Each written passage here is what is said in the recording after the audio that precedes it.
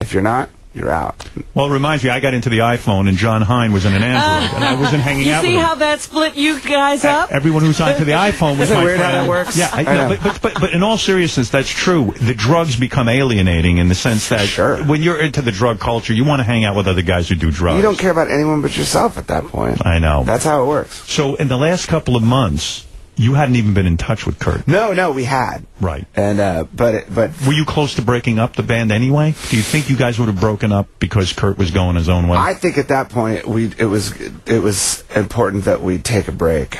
I think everybody felt that way. It was like time to take a break. Does it personally hurt you when Courtney Love goes around spouting off that Kurt hated you at the end, you were his least favorite person, he didn't like... I mean, she goes around with stories, and some of the stories... And still, that was all drugs. Yeah. It had nothing to do with... even if it were true. Honestly... It's a mean thing to say, because you did... of course you had a relationship with Kurt, and you made great music together. It's hurtful.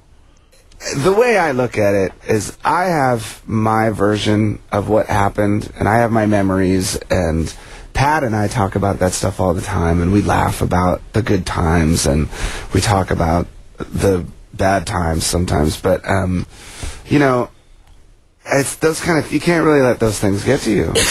You're able to hold on to your version of it? You don't let her version of things kind of... Because How much was she around? Was she there all the time? Yeah, they were married, you know? I don't know. I'm just asking. I get very offended. Probably too much. So I lose my own opinion sometimes. When somebody does that, they ruin my experience. Right. You know, and it hurts me. Well, not really so much for me, because you also have to understand that the circumstances are so extraordinary that everybody's got their version of what happened, you know? It's such a public event, that whole thing. It's not like my buddy Jimmy passed away, and, you know, nobody really knew Jimmy, but something like that that's so out in the open, you kind of can't really... You have to guard yourself from all of the outside stuff, because it's just too crazy. Have you ever sat her down and said, listen, Courtney... look, I got no animosity with you. I had a great thing going with your ex-husband, you know, your husband.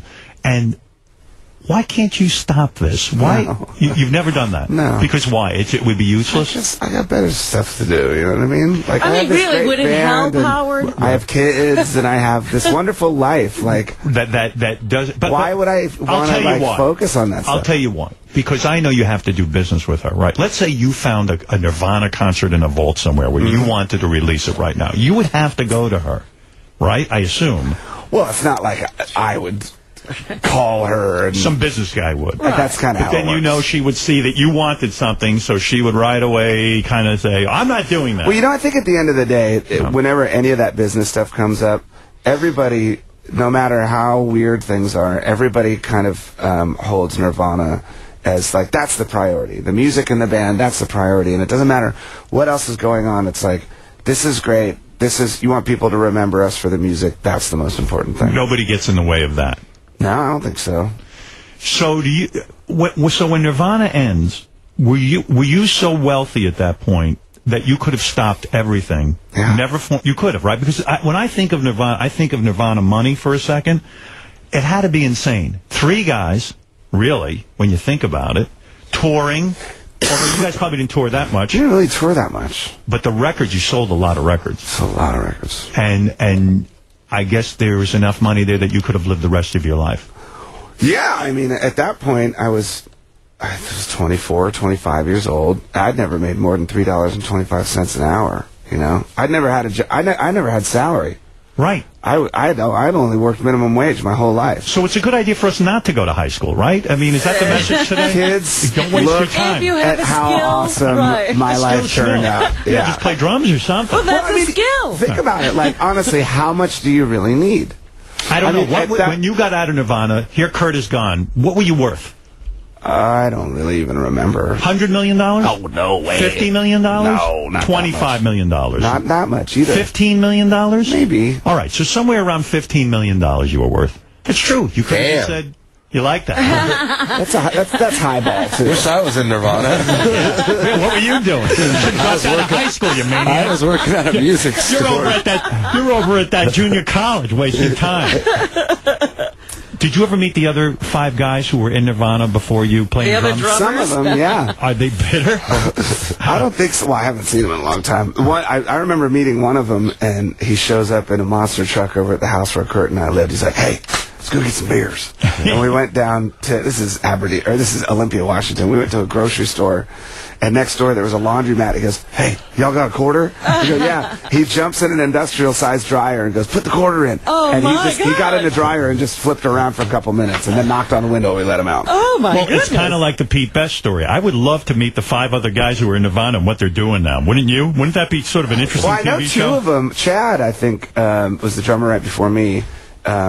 Chad lives I think he lives in Bainbridge Island, and he's really, he's got his own music thing going, and he's happy. They should form a band, 5 drummers all Oh, my together, God. just sitting there, like some sort of, I don't know, some kind of drumming thing. Well, the other one, Yeah. Dale Crover, the guy who played drums on the first Nirvana record, he and Chad both played, but he was like my drumming hero.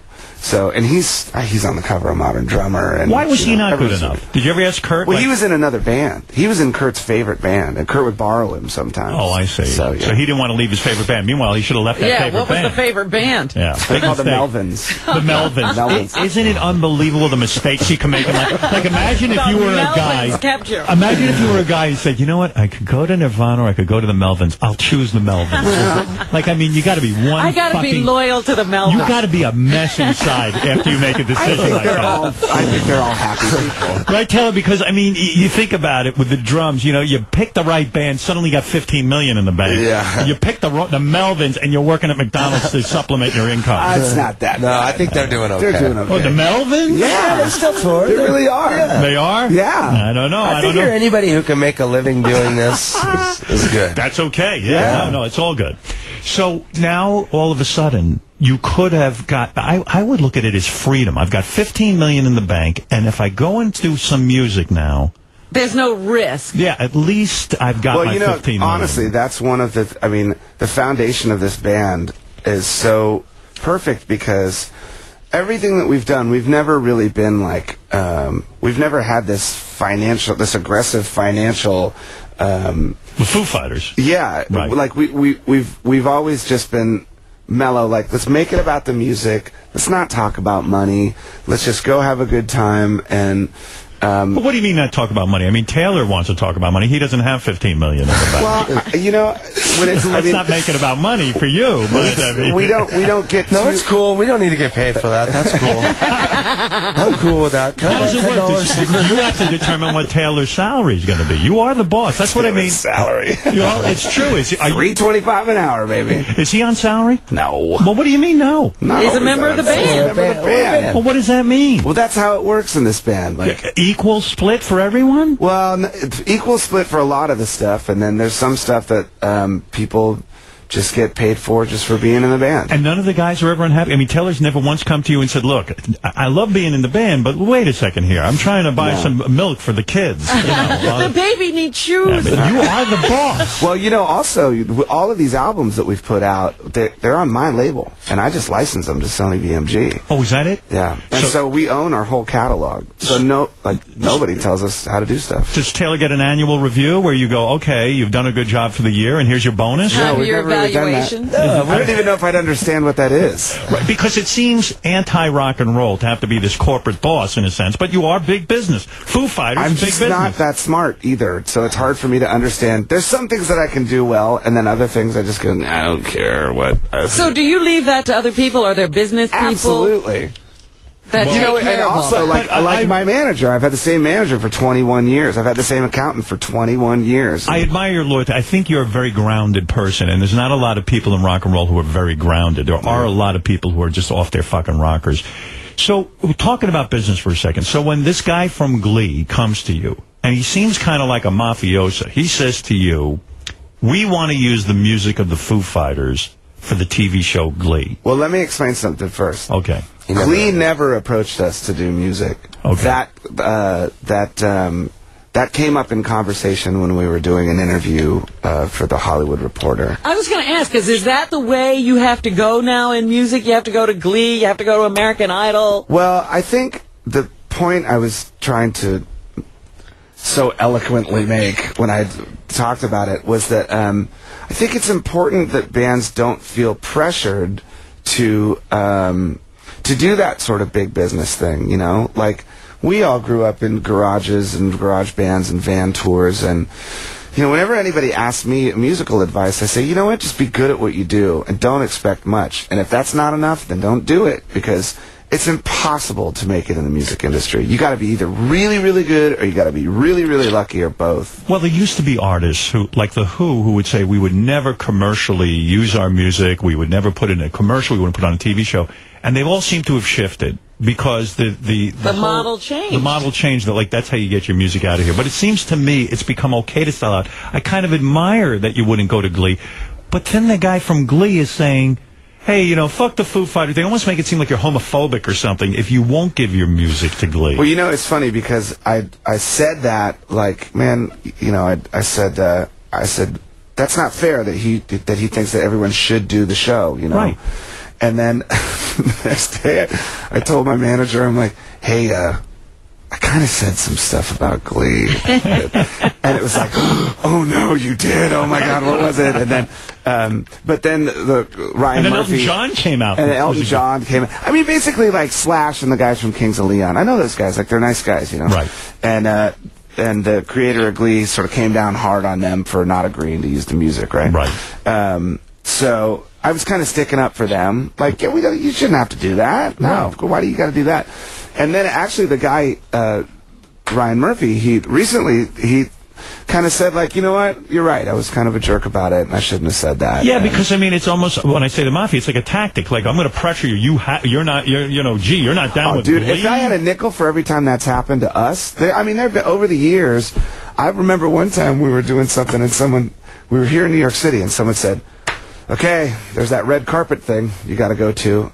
And we had a show that night. I'm like, oh, God, do we really? He's like, yeah, you have to go. And I said, are you telling me that my career is going to end if I don't go walk that red carpet? And they basically said, might. Oh, wow. Or a radio show. Yeah. There was a radio station in, like, Kansas City or something like that said, we want you guys to play. And our guitar player at the time, Franz, just had a kid, like 2 days before. Right. And I said, we can't make it. And they said, if they don't come and play this radio show, we're going to pull them from all of our playlists. That's right. And then they said, well, at least Dave has to come MC it. I said, you know what? I will come MC it. Right. And I'm going to stand there on stage and tell everybody, you know why I'm here? Because your favorite radio station just said, if he doesn't do this, we're going to stop playing it.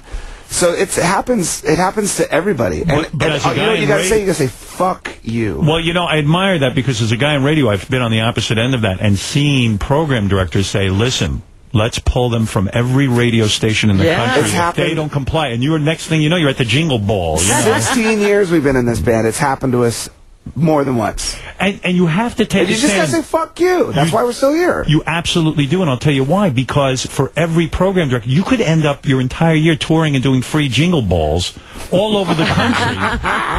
and literally, because they will strong-arm you and say, we will run you out of the business. Right. But there are certain bands who will say, fuck you, and I'll take my chances.